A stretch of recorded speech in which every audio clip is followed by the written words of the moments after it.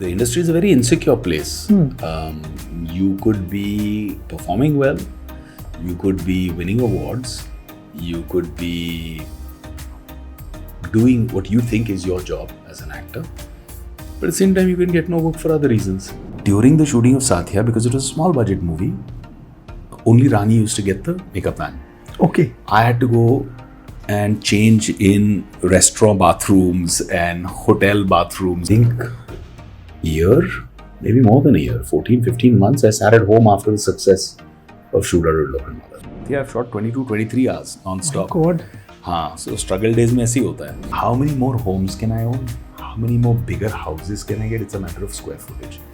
How many more fancy cars can I own? It's a matter of 4 wheels beyond the point. Thank you. And the cops picked me and put me into a police van. Like a common criminal. And they took me out of there. Chalo idhar se.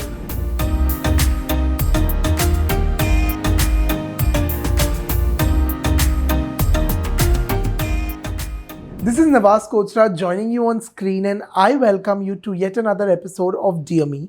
The guest who's joining us today, he has been a thorough charmer all through the 90s, and even today, when he appears on the screen, he absolutely wins hearts. But that's not just it. He is also shining as bright as a diamond on the business front. So, welcoming amongst us, Vivek Oberoi. Thank you, Nawaz, for that beautiful, generous introduction. You know, I want to begin asking you this. How was Vivek as a kid? I was a bit of a dichotomy. Somewhere, I was a very good student, very good at sports, like winning awards, representing school, entering, state and national contests, competitions, science prize, blah, blah, blah. And the absolute parallel or diametric opposite to that was this guy who had too much of naughty prankster, idle mind devil's workshop kind of thing. You couldn't leave me alone. So if you left me alone, I would always start thinking what my next prank could be. Oh. Not only pranking my students in class, but also pranking some of my teachers, getting into trouble. So it was, I got called into the principal's office. Today it's because I'm being reprimanded because I got caught doing something really naughty. Okay. And tomorrow it's because I'm being called for being appreciated for winning something, representing the school. Wow. So it used to be that. So my mom had the worst time. She was always confused when she got a call from the principal's office. She didn't know तारीफ करने के लिए बुलाएं या डांटने के लिए बुलाएं. She never knew. But back home also you were this naughty, or ghar pe you were like... Yeah, I mean at home, at school, I'm all about consistency. Oh, wow. So yeah, मैंने अपनी बहन को बहुत परेशान किया. My younger sister used to drive her crazy. Okay. Also, so can we say you come from a film family?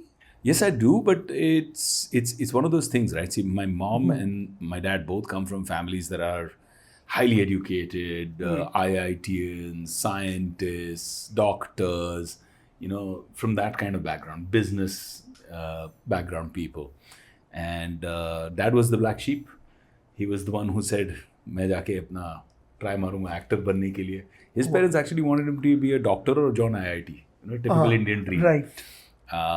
But he came into Bollywood, and then mom was very conscious of, no. I'm hearing so many horror stories about Bollywood, about kids getting spoiled, drugs, bad habits, or dropping out of school. So that was a nightmare. So she was like even more focused on me and Meghna that we have to study.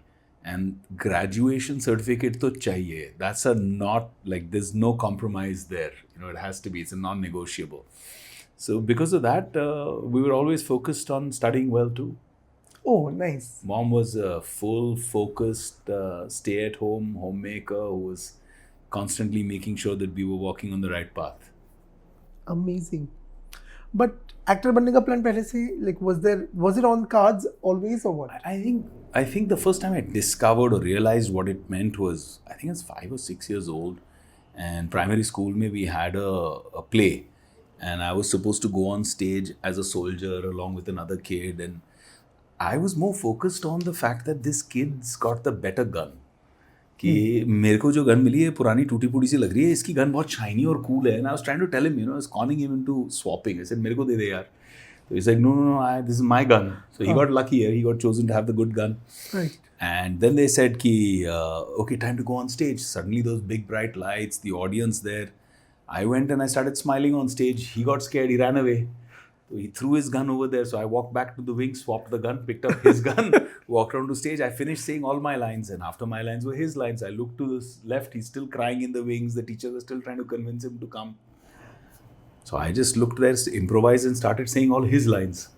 Wow. And in that moment, my teacher then, lovely Parsi lady, she pulled my mother aside and after the event, and she said that this boy has got genuine talent and why don't you send him to classes after school? And then I joined the Trinity College of London in correspondence, started doing well there, realized that maybe I have talent for this, did a lot of speech and drama, and then went on to representing school in competitions, started with within school, then inter-school, then state level, then national. By the time I was in college, I had won 3 golds at the national, 3 years in a row. Then I realized कि कुछ है यार शायद Wow. काम जानता हूँ. I did a lot of stuff. I did amateur theatre, professional theatre, even while studying in college. Because I really wanted to learn. My dad, when I think I was 11 or 12, I went to him and I told him कि I think I want to be an actor. So he says, great, you should have ambition, but something I'll teach you is it's good to desire, but it's very important to deserve what you desire. So you're already desiring something. Now start working on how do you deserve this? And that stuck with me. I said, okay, if this is my goal, how am I spending my energy moving towards my goal, in alignment with my goal? Right. And so I started focusing on that and everything I could do. Whether it was working as a voicing artist, dubbing,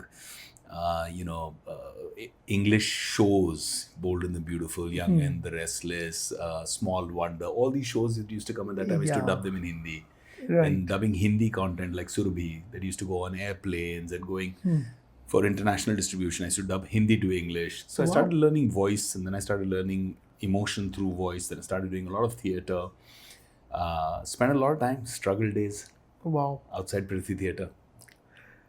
But then how did the first break happen? Company, 2002, if I'm not wrong. Yeah, company happened. I went to meet Mr. Verma and he saw my pictures, basically rejected me outright, said that, look, you seem like you have a lot of talent, you've got all these certificates, you've come back. By then I'd come back from New York. I'd done my master's in film. And he said, you're just too polished and well educated and you don't fit the bill of this, ragtag, slumdog, jhopadpatti wala ladka from the slums of Mumbai, which was Chandu's character. So I just got a basic brief about the character and he basically said no. So I only asked him for one thing. I said, sir, give me one meeting. He says, but why? I know you won't fit. I said, give me one meeting in... When are you back? So he says, I'm traveling now. I'll come back in 3 weeks. I'll see you. Literally from his office, I didn't go back home. I went straight to a slum here in Ruya Park Basti. And I took a kholi, asked for how much bhada it is, paid the bhada, paid the rent, moved into a kholi, into a little hut, lived there for 3 weeks. I went out and bought, journalists in the old days used to have those little tape recorders with the big cassettes. So bought one of those, like full spy operation going on, hidden. And then I started pressing record and going and just talking to all the chokras, all the boys there. And started to understand the way they speak, started to understand the language, started to understand the manner, the demeanor. How do they smoke the bidi? How they do drink their chai? What is the kind of lingo they use? What's the life? I immersed myself into that life. And then I called a struggling photographer to help out a struggling actor. I said, come take some pictures in a day in the life of Chandu.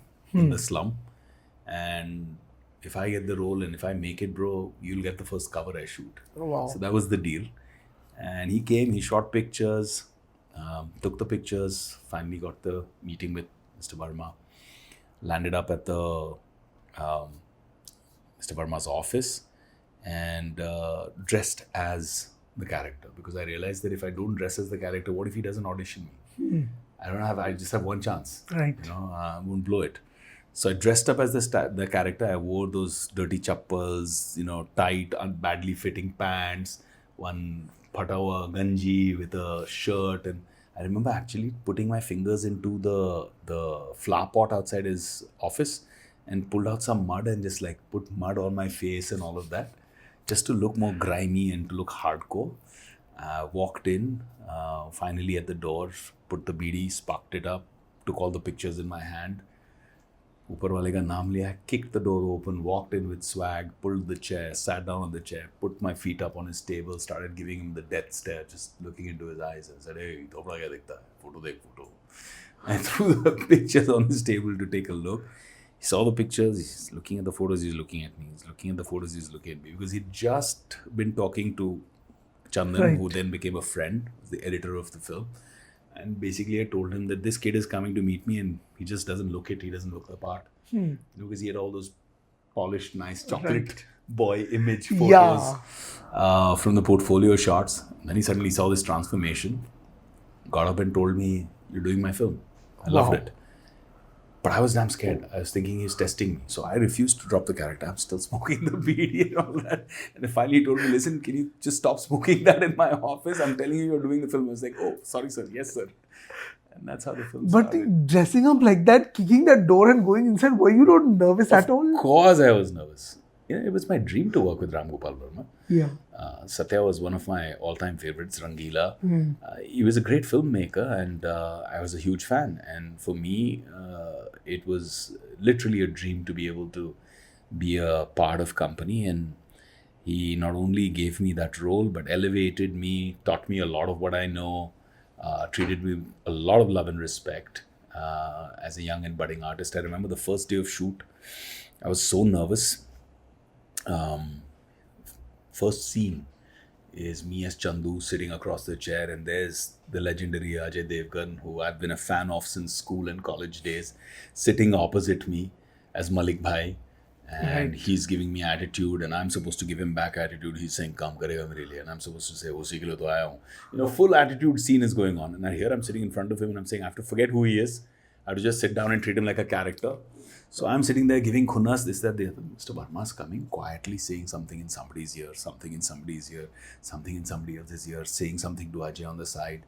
Because he doesn't say it on the mic. He always comes and talks to his actors one-to-one. He would come and say it, but he's not telling me anything. So first time, second time, fourth time, आदमी की insecurity जाग जाती है. I started feeling, oh my God, I'm out. He's not telling me anything because he's not wasting time on me. He's going to reshoot my part. What's going on? I said, no, just focus. Focus on your scene. Don't get insecure. Don't be worried. Lunch break. So I walk out. Everybody's eating lunch. I can't eat. I'm so nervous. I'm thinking of the worst case scenario. So I'm standing, looking at the ocean. I still remember that bungalow where we were shooting, overlooking that Yari Road wala Right. ocean. So I'm standing there looking at the ocean. And like a movie scene, I get a tap on the shoulder. This is how you write a script actually. I get a tap on the shoulder. I turn around. It's Verma standing there. And Mr. Verma is saying, if I don't like what you're doing, I'll tell you. If I don't tell you anything, it means I like what you do. Now go and eat your lunch. Wow. It's like he read my mind, and everything he used to say used to be like one-liners out of Godfather or something, And I remembered that, and that was it. After that, it filled me with double the energy. I went back, shot the rest of the scene. The rest is history. Wow. And that same year, Satya happened, and it just changed the game. I remember overnight Vivek Oberoi became this charming chocolate boy of Bollywood. Every girl was crazy behind Vivek Oberoi after Satya. How did life change after that film for you? Life is like that, You have these incredible moments. Shad Ali, who was like a childhood buddy of mine. Both of us went through our struggling days, him as a director, me as an actor. He called me one day and he said, I want to show you something. Right. And literally like 4 houses down the lane, across this garden where we're sitting right now. Right. I came, and that's Shad's house. Oh, okay. And I came there 23 years ago. And I went upstairs and he showed me a tape of a Tamil film called Alai Paide. He says, this is what I'm making and I want you to play Maddie's role. And I was like, but I can't do it. I'm doing company and boss will kill me. So he's like, no, you have to go. You have to do this. You have to do this role. I saw the end of the film. I started crying because Shalini and Maddie did such a great job in that movie. And I said, I really want to do this film. How do I do this? So then I went back, spoke to Mr. Verma, figured it out, spoke to Mr. Adi Chopra, and then finally they said, we want you to do this. So I signed the dotted line, and that's how Satya happened. I remember company released during the shooting of Satya. And during the shooting of Satya, because it was a small budget movie, only Rani used to get the makeup van. Okay. I had to go and change in restaurant bathrooms and hotel bathrooms. So we would plan कि यहाँ ये shoot करना है, उसके बाद यहाँ जाना है. Okay, I have to change costume. कौन सा होटल नज़दीक पड़ेगा, कौन सा ईरानी का कैफे नज़दीक पड़ेगा. बाथरूम में जाके हम लोग change करते थे कपड़े, and then makeup touch-up used to be on the road, on the street. Because there was nobody knew me, nobody knew who I was, and company was still being shot. And like I said, the budget was tight. So shot khatam hota tha, good shot, okay, we're moving. So I used to pick up the tripod, carry it on my shoulder and walk along with the rest of the crew. When we were shooting on the railway stations, we were shooting 18, 19, 22. I've shot 22, 23 hours non-stop. My God. हाँ, so struggle days में ऐसे ही होता है. So finally, costume गंदा नहीं हो जाए करके I used to take newspapers, put it on the bench. रात को 2 बजे, 3 बजे, 4 बजे on the railway station bench, put them on the bench and then lie down and try and catch a nap in between shots so that I look fresh on that bench. I used to do that. So we were shooting in that mode. And then company released April 12th, 2002. And that Sunday, Friday company released, that Sunday we were shooting at the Gedi Galaxy ka railway fatak. Okay. About a couple of 100 meters from the cinema. And it's that scene where I'm chasing Rani and I'm saying, ki, what happened between your parents and my parents? What happened? They had a meeting and she's getting angry and she's walking off. And I'm chasing behind her. So we started shooting and I'm me, just like normal. Rani's the star, so she had like one security guard to take care of her and manage everything. So I was walking and crossing this fatak and about maybe 11, 12 o'clock. Suddenly people started shouting, Chandu bhai, hey Chandu bhai, hey Chandu bhai. So I was like, damn cool, yeah. Like they've seen my movie and they're calling me my character's name, and I started feeling really good. But suddenly those 4-5 people became 50 people, became 100 people, 500 people, 1,000 people, 2,000 people, and that whole area that we were shooting, all the bandobast that was supposed to happen went fully kaput. I was panicking, oh God, one day of shooting is getting wasted. Because we're shooting a small budget film, we can't afford cancellation of a day's shoot. Right. So then Shad said, I need to get you out of here. He pushed me into Rani's makeup van because that was the only makeup van there. Yeah. So I got into Rani's makeup van and I was like, I'm sorry. Standing there, you know, occupying her space, and I'm looking outside the window, what's happening? Crowds are coming, they're shouting, Tu aur teri company khalas, and they were screaming all the dialogues from the film, Malik bhai kidhar hai, you know, all of that's going on. Yeah. But I was still nervous. Finally, they had to call the cops. And the cop said, let us get him out of here first. So Shad came to the door, opened the makeup van door, and I said, Kya hua sab? Theek hai, I'm so sorry about this. He says, stop. See this. I looked. He says, this is for you. The first brush of stardom it was. Tu star ban gaya, mere bhai. Tu star ban gaya. That's the first time I realized. I said, oh my God, yes, this is for me. I've become a star. Oh, look at this love. So I was then waving out to everybody, thank you, thank you, thank you. And the cops picked me and put me into a police van. Like a common criminal. And they took me out of there. Chalo idhar se. Then we had to come back and shoot the next Sunday with proper police protection and security and all of that. But that changed you as a person also, that day? I think you don't change overnight. Okay. You begin to realize slowly as your face is up on the hoardings and posters, people recognizing you everywhere you go, the love you get, the outpouring of affection, the fan mail that you start receiving. Your seniors, your industry fraternity people start showing you respect. Suddenly you're getting a call from people who are people you look up to, and they're saying, listen, I watched your movie, well done. Those are the things that start to give you more confidence, more strength, more encouragement. And then you're up on those stages, being nominated with legends and then winning awards. Right. Those are the things that slowly build your confidence. But from the time when I joined the industry, it was still about the craft. It was still about the passion. It was still about the cinema and less about the box office numbers. Like if you ask me what were the economics of Satya, how much business did it collect, I don't know. Because nobody discussed it, nobody talked about it. You either loved a film or you didn't love a film. After that, all the drama started. The 100 crore club, the 500 crore club, now the 1,000 crore club. Right. But was it also very difficult to make your way into the industry back then? Yeah, it was. I think it was. It was about, because I remember when my father wanted to launch me and I had a crisis of conscience because I had taken only blessings from my parents from the age of 15, 16. I didn't want my father to invest the money to launch me and present me, and I wanted it to be more on merit.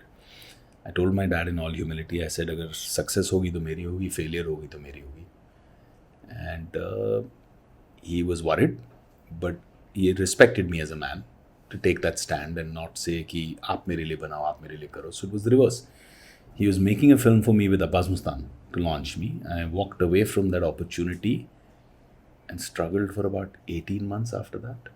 So I would have been shooting in a production that my father had produced and everybody would have been really nice. Right. But I chose the other way and chose to struggle, work hard, face a lot of rejection. And I'm proud of that choice. Absolutely. It taught me a lot. Also, somewhere Vivek Oberoi came, he won a lot of hearts. I remember there were back-to-back releases after 2002 up till 2010, 2011. I remember there were back-to-back releases. The Prince came and then... Well, I think I've done about 67 films and series if you put them all together. Yes. So but this industry is also kind of inconsistent when it comes to work. So as an actor, was there also a fear that what if there is a day when I don't have something? Of course there was a fear. The industry is a very insecure place. You could be performing well, you could be winning awards, you could be doing what you think is your job as an actor, but at the same time you can get no work for other reasons. I think after 2007, when I did Shoot Out at Lokhandwala, the Ganpat song was on fire. Yes. I was winning a lot of awards for Maya Dolas, the performance. I was performing at a whole bunch of award shows. I expected a lot of offers, but I didn't get any. Right. And I think maybe more than a year, 14, 15 months, I sat at home after the success of Shoot Out at Lokhandwala. So there were many other factors at play. It was only around that 2009 mark when I decided that I don't want to be completely dependent on this. I want to build my own economic independence. I don't want to be in a situation where a lobby can decide your future, somebody can bully you into doing whatever because, they control. There was that much hegemony, there was that much control at the time. That's when I started venturing out into strengthening myself economically, using my brain to say, how can I create an alternative? And I ventured into businesses. Okay. I ventured into real estate, started in Gujarat. That was a big success story for me. Ventured into education. Today we have a university there, India's first startup and innovation university with almost now 5,000 kids studying there. And 15, 16 different kinds of colleges within the university. Then ventured into different businesses related to tech. So I started a fintech company, which is doing really well. Then I did an edtech company that's doing really well. Recently, I started Solitario, my lab-grown diamond jewelry company. Right. So I built a lot of businesses one after the other and kept creating value for myself. And the whole target was to come to a moment of truth where I don't need to do cinema or make choices as an actor for money. Okay. If I remove money from the equation, then I can choose art for art or art for heart. Oh, wow. I can choose it because this is what excites the Vivek Oberoi today and makes him feel connected to the Vivek Oberoi 22 years ago when I had stars in my eyes and I believed that this was the way I wanted my soul to translate onto the screen and express myself. That truth goes away when it becomes transactional. I Right. feel that. Absolutely. I understand cinema as a business and it's important, but as an artist, I wanted to earn myself that freedom. By the grace of God, now I think I have. But business was always plan B? Business was always plan B, and I decided that my cinema should be my passion Right. and my dal roti should be my business. And that's what kind of helped me earn my independence and get out of the whole trap of lobbies or having to sell your soul or suck up to somebody, because that's no great way to live here. At least Absolutely. not for me. True. Some people make a living out of it, but for me, that's no way to live. Amazing. Also, now that we are talking about business, I want to understand the vision with Solitario. How did it come into being? I met this really cool guy called Ricky Vasandani. Yeah. I met him at a function and loved his jewelry, loved his attitude, loved his style. I said, dude, you're cool, man. I like your jewelry. And he says, well, this is my company. It's called Solitario. We do lab-grown diamond jewelry. I was like, what the hell is lab-grown diamond jewelry? Yeah. Because it's pretty ahead of its time a couple of years ago, 2-3 years ago. Nobody really knew about it. But it intrigued me. And about me, I've always stayed a student in life. I always like to learn about new things. I always like to understand. I think if you approach everything with humility, you learn a lot more. If you come in with a whole full vessel and say, I know everything about everything, then there's no space for new knowledge. And knowledge is just so beautiful. It's eternal and it's so much. So started asking Ricky about stuff. He told me. I said, I'm fascinated. I went and visited his factory in Pune.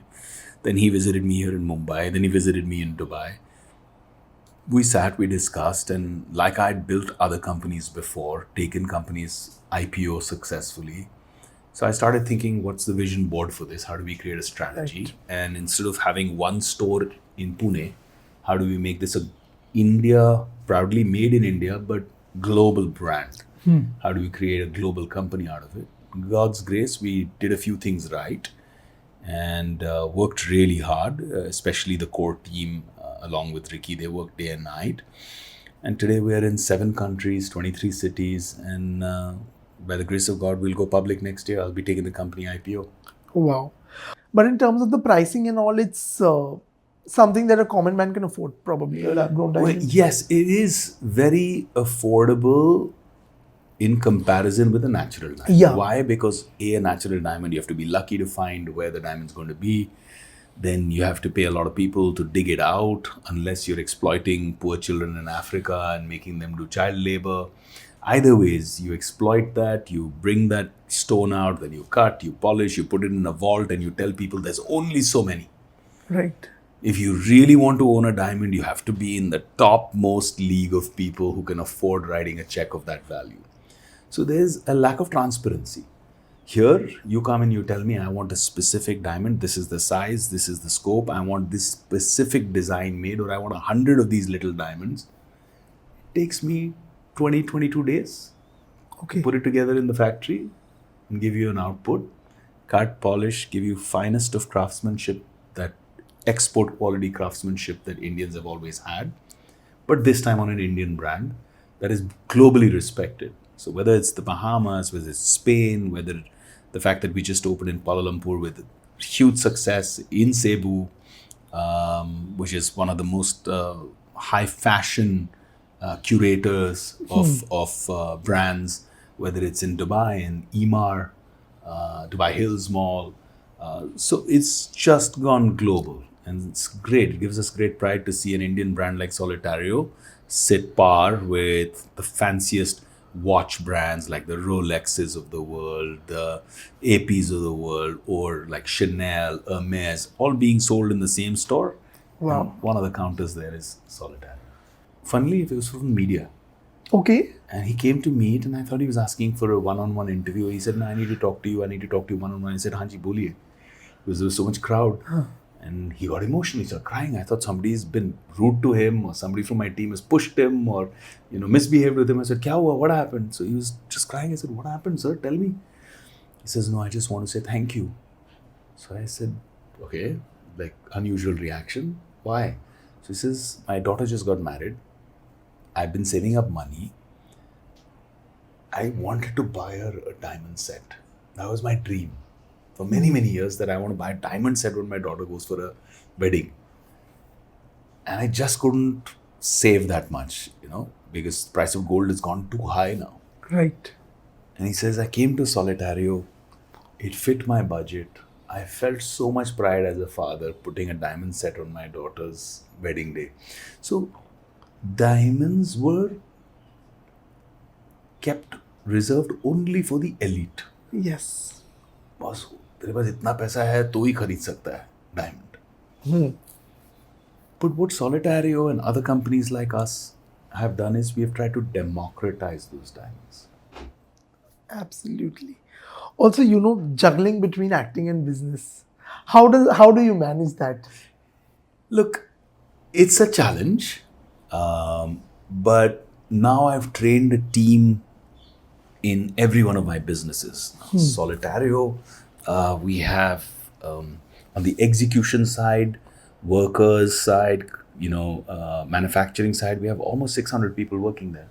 On the core team side, we have about 27, 28 people here, and then a few overseas. So every organizational DNA starts to evolve. And if you put the right set of codes, the right set of principles, ethics, good practices, management skills, and when you train your core team, you have a good partner or a good founder supporting you, magic starts to happen. And then when magic happens, to me, truly being wealthy is when you're able to buy yourself time. Absolutely. Very true. Also, you shifted to Dubai. I did, yeah. Yeah. Was that a conscious decision also? Yeah, it was. It started out as a temporary provision. I had invested in Dubai and I was looking at doing business there. And then COVID hit. And then we decided to move there for a little bit during COVID, because I was finding it very difficult to fly out of India. Right.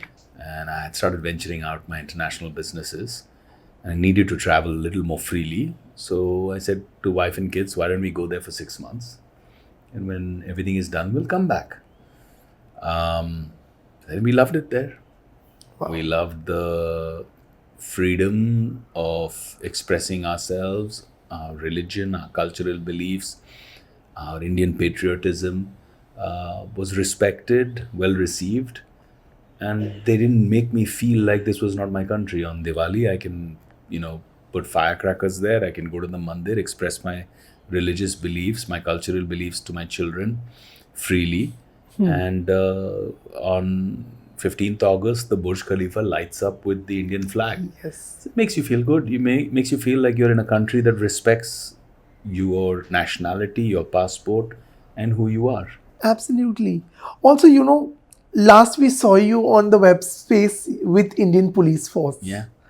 How did that change life for you? What was the, difference with that happening? So I think I'm at an age and stage in my life where money, fame, success, glory, because I've seen a lot of it,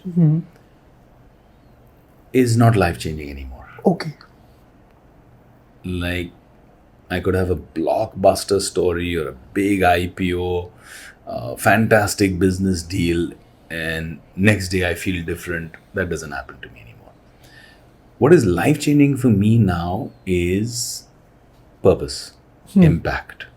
So I went to San Francisco recently and I held a charitable event and working on every aspect, from telemedicine, healthcare, education for tribal children, empowering women, getting them into the financial system, banking system, teaching them how to run their own business, working on organic farming. So created a beautiful integrated village development program. This trip, I raised about $5 million for it, absolute charity. And it goes to impact because of the way ECAL functions with its 400,000 volunteer army doing such a great selfless job in India. The way it functions is I get to impact 225,000 lives. Wow. So 225,000 of those people who are living in the most remote parts of Bharat, who are most cut off from welfare schemes, most cut off from opportunities, most cut off from a future that they want to imagine for their children. Now I'm able to directly impact their lives. That changes my life forever. The next morning I wake up and I feel full of purpose. I feel full of impact. Because now, how many more homes can I own? How many more bigger houses can I get? It's a matter of square footage. How many more fancy cars can I own? It's a matter of four wheels beyond the point. यार ठीक है, मंशा थी भाई Rolls Royce खरीदना है, Bentley खरीदना है, फलां खरीदना है, रेंज रोवर खरीदना है, खरीद लिया, हो गया, अब क्या? Right. So it ends. This doesn't end. This makes you feel like अब मैंने 2 लाख लोगों की जीवन में फ़र्क महसूस करवाया, चेंज किया, that will evolve and continue. ये 2 लाख 20 लाख की लाइफ चेंज करेंगे. और मैं खुद अपनी जर्नी में मरने से पहले 2 करोड़ की जर्नी को इम्पैक्ट करना चाहता हूँ. ये 2 लाख पे रुकना नहीं चाहता हूँ. That gives you a sense of purpose and a deeper meaning of life. Totally. You know, sitting here today, are there any regrets? None. See, your choices on any journey is what takes you to where you are today. If you're not happy with where you are today, you have 2 choices. Again, one is to regret all the choices you made, or 2 is to focus on what choices you want to make so there are no regrets. Absolutely. So to evaluate what you did is normal. But to mull on it, sit on it, regret, अरे मैंने 10 साल पहले ये किया था, 25 साल पहले वो किया था, it gets you nowhere. Right. Life is a journey of choices. God gives you the choice every single day. And Yeah. you decide what you want to choose. You can choose to sit back and remember the past and regret on it, or you can choose to say, I want to make choices so I have no regrets. Wow. Also, you know, what on the acting front probably, what is happening next, and also on the business front, what is happening next? Well, on the business front, super excited. Early next year, I'm taking Solitario public. Wow. I'll be taking a few more of my companies that I've built IPO because they're all profitable, they're doing well. But Solitario, I'm really excited about, mainly from a perspective that after I take it by IPO, I want to transition it into a fully international collaboration mode and go global with the brand. Make it the first Indian luxury jewelry brand that can actually hit the global fashion markets. I want to see it out there, you know, being treated with the same respect that all of us Desis run behind all the international brands for. So I want people to feel like that about our homegrown Indian brand. And on the film front, I've got 3 movies signed up. The first one will be Masti 4, Wow. which I'm having a lot of fun cracking up between me, Ritesh, Aftab, Induji, and Milap, who's directing it. So a lot of friends coming together. We started the first one 20 years ago. Yes. Suddenly feel old. And coming back with the 4th one, right? So that should be fun. We're shooting it with Wave Band, one of the young upcoming production houses doing great work. And then there's 2 more that are not announced yet, but I'm excited about. But Masti 4 is coming in 2025? I think so because we're shooting in April, March, April. And that's exactly when Solitario's IPO is also coming. I'm just thinking date clash. You know, also another thing I wanted to know, if whenever I see Satya, I always wonder that, you know, that film was so ahead of its time. And with this culture of re-releases happening, if it releases today, you know, how would the audience perceive it according to you? I have no idea, man. I'm not a speculative guy. I don't say अगर अब ऐसा होगा तो शायद ऐसा होगा या वैसा होगा. I believe in doing, experiencing, living. I've realized one thing, yeah. You know, the word itself, human being, right? That's what our species is. We've become more human doings than human beings. Right. Absolutely. So sometimes it's good to just chill. कर लिया. Totally. Now be. Enjoy it. आज भी लोग मिलते हैं, बोलते हैं I loved you and Satya. I say, thank you. हो गया. What next? Amazing. You know, the idea with Dear Me is always to give yourself a pat on that back. a little self assurance. So, right now, at this moment, if Vivek Oberoi has to write a small letter to himself or a message to himself, what would he tell himself? I tell him that so many things you stressed about. You took so much tension about so many things. It was just not worth it. Because life is beautiful, it finds a way to sort itself out. You find new openings, you find divine path, find guidance. All you have to do is stay positive, stay humble, stay filled with gratitude. And then the divine just keeps giving you more. There is a karmic score. Yes. You do good, you will be given good. You do bad, you will be given bad. And this goes for you. If you try to say, no, this score, I want everybody to see. I was wrong then, and now look what is happening. It's for you to see, you to know. On the appearance, somebody could be very successful, very big. Inside, they could be empty, sad, lonely. Totally. That's their score. And the beauty is, it's not that it's done. Like I told you, life is about choices. Yes. Even today, if you choose good choices, from tomorrow your life will start changing. Choose good choices. It's in your hands. We don't do and then we blame God. We blame Kismat. दो हाथ दिए ना भगवान ने, चलो एक हाथ में आप बोलते हो मेरी डेस्टिनी है, दूसरे हाथ में पावर टू चेंज इट है कि नहीं? Totally, absolutely. On that note, thank you so much for removing time and talking to us. My pleasure, always. It's It's lovely always chatting with a you. pleasure talking to you. Yes. So, thank you very much and all the best.